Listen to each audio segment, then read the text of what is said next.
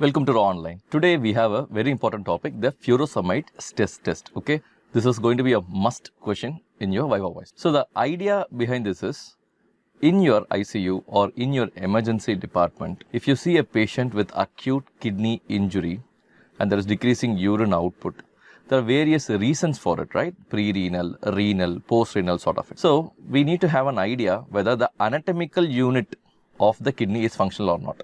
Okay, is the nephrons functional or not?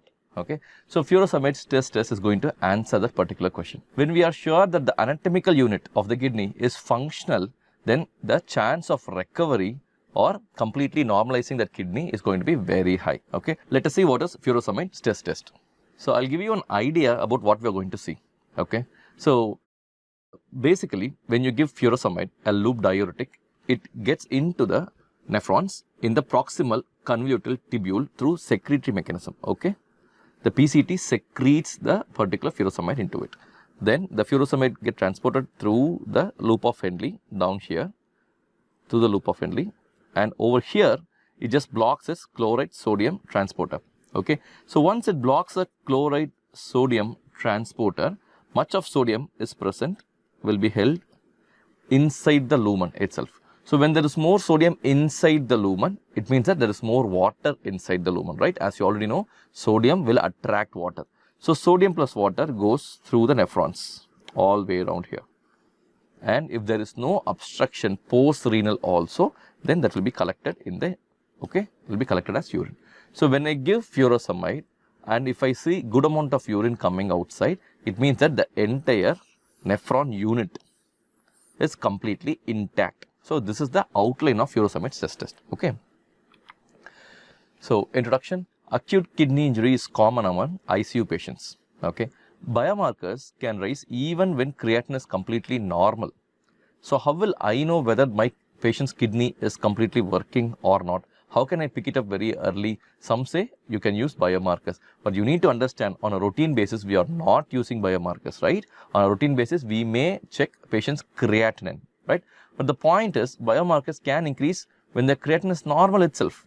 For example, today morning you go around on your patient and you see the creatinine is normal, then why will you even ask for a biomarker, right? But biomarkers can increase when creatinine is normal itself. So we really don't know at what timeline we should ask for a biomarker, and availability of the biomarker, the cost associated with the biomarkers are really very high, right? So we need to know at what time you need to do the biomarkers, or we need to have other surrogative markers which can help you to identify AKI, which can help you to identify whether that particular kidney will improve or not. Okay, so thus you have this FST, the furosemide stress test. It serves the purpose of predicting the progression of AKI and possibly the need for dialysis also. So the rationale behind this furosemide stress test. Furosemide, a loop diuretic, is not effectively filtered by the glomerulus. Okay, and hence the tubular concentration of furosemide does not depend upon the GFR.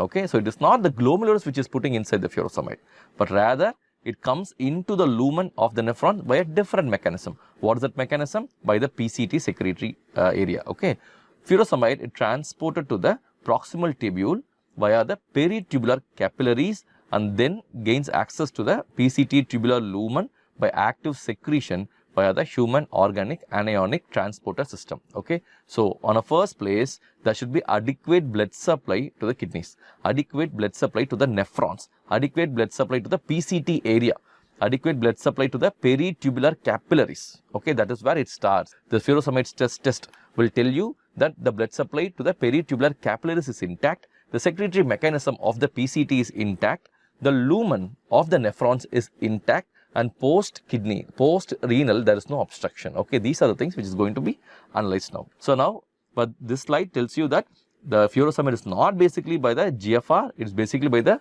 peritubular capillaries and the PCT secretory mechanism. Furosemide then reaches the thick ascending loop of Henle, that is over this region. After getting secreted here, it reaches the ascending loop of Henle, where it inhibits the luminal chloride transport. So when it increases the luminal chloride, it's basically sodium chloride transport. Okay, so when it inhibits this chloride transport, it decreases the sodium reabsorption also. When the sodium reabsorption is affected, more amount of sodium along with water comes out as urine. Okay, natriuresis and increased urine flow happens.